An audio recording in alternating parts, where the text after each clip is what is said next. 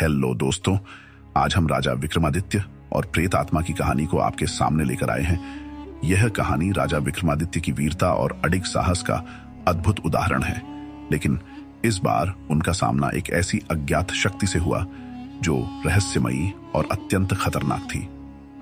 रात के अंधेरे में एक अजीब सा सन्नाटा था। उज्जयिनी के राजा विक्रमादित्य राजमहल में विश्राम कर रहे थे। अचानक उनके महल में एक भयभीत सैनिक दौड़ता हुआ आया और राजा को बताया, महाराज, पड़ोसी राज्य में एक भयावह आत्मा ने कहर बरपा रखा है। हर रात लोग गायब हो रहे हैं और अगली सुबह उनकी लाशें मिलती हैं। प्रजा डरी हुई है और पड़ोसी राज्य के राजा ने आपसे सहायता की विनती की है। राजा विक्रमादित्य ने स्थिति की गंभीरता को समझते हुए स्वयं उस राज्य की ओर प्रस्थान करने का निर्णय लिया। रात का समय था और अंधेरे में कोई आवाज तक नहीं थी। रास्ते में विक्रमादित्य एक निर्जन गांव से गुजरे, जहां हर घर के दरवाजे बंद थे और कोई भी बाहर नहीं दिख रहा था। यह गांव अत्यंत डरावना और सुनसान था। राजा ने देखा कि हर घर के बाहर राख से बने हुए अजीबो गरीब निशान बने हुए थे। विक्रमादित्य ने अपने रक्षकों से कहा, यह जगह अवश्य ही किसी रहस्य को छुपाए हुए है। उन्होंने ध्यानपूर्वक निशानों का निरीक्षण किया और समझ गए कि ये निशान किसी तांत्रिक क्रिया का हिस्सा है। राजा ने साहसपूर्वक गांव के अंदर जाने का निश्चय किया। गांव के अंत में एक विशाल जर्जर हवेली थी। जैसे ही राजा उस हवेली के निकट पहुंचे, अचानक वहां का माहौल और भी अजीबोगरीब हो गया। हवेली की खिड़कियां अपने आप खुलने बंद होने लगी और ठंडी हवा के साथ एक अजीब सी फुसफुसाहट सुनाई देने लगी। तभी एक वृद्धा राजा के पास आई और चेतावनी दी, हे राजन, इस हवेली के अंदर मत जाइए। यहां पर एक प्राचीन आत्मा का वास है।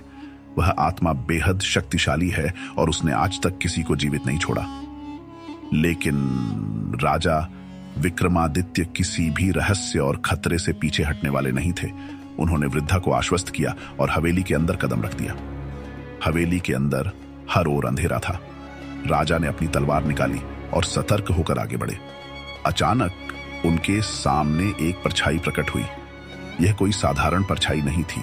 यह एक अजीब और डरावना आकार था, जो मानो किसी इंसानी चेहरे को विकृत कर डरावनी शक्ल में बदल चुका था। वह आवाज में बोली, हे राजा विक्रमादित्य, तुम यहां क्यों आए हो? क्या तुम्हें मृत्यु का भय नहीं है? राजा ने निर्भीकता से उत्तर दिया, मैं अपनी प्रजा की रक्षा करने आया हूं और किसी भी खतरे का सामना करने के लिए तैयार हूं। यदि तुम निर्दोषों का जीवन बर्बाद कर रहे हो तो तुम्हें मुझसे होकर गुजरना होगा।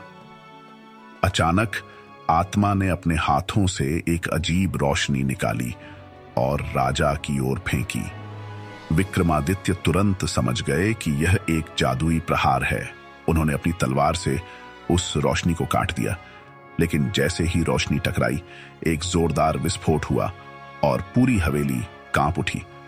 विक्रमादित्य ने महसूस किया कि इस आत्मा में तांत्रिक शक्तियां हैं, परंतु वे निडर थे।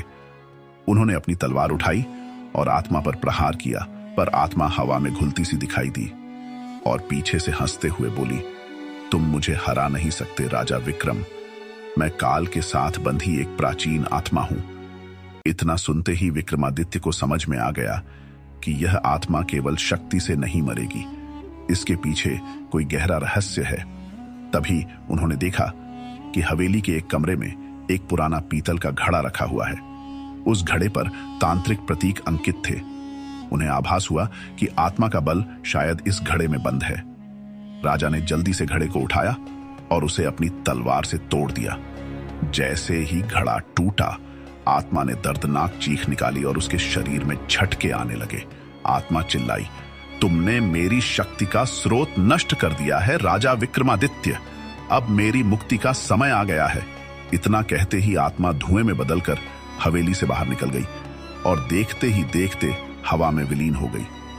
आत्मा का अंत होते ही हवेली में फैला सन्नाटा गायब हो गया और चारों ओर रोशनी फैल गई। विक्रमादित्य ने गांव के लोगों को इसकी सूचना दी और अगले दिन उन्हें राज्य में सम्मानपूर्वक वापस लाया गया। राजा विक्रमादित्य की इस बहादुरी की कहानी सुनकर हर कोई उनके साहस और वीरता का गुणगान करने लगा। उनके पराक्रम और विवेक ने एक बार फिर साबित कर दिया कि निडरता, बल और बुद्धि के साथ कोई भी अज्ञात शक्ति हार मान लेती है। इस कहानी से यह सीखने को मिलता है कि सच्चा साहस और बुद्धिमत्ता किसी भी रहस्य और भय से पार पा सकते हैं। राजा विक्रमादित्य का साहस हमें बताता है कि यदि आप निडर होकर किसी कठिनाई का सामना करते हैं तो आप अपने लक्ष्य तक अवश्य पहुंच सकते हैं। Thanks for watching.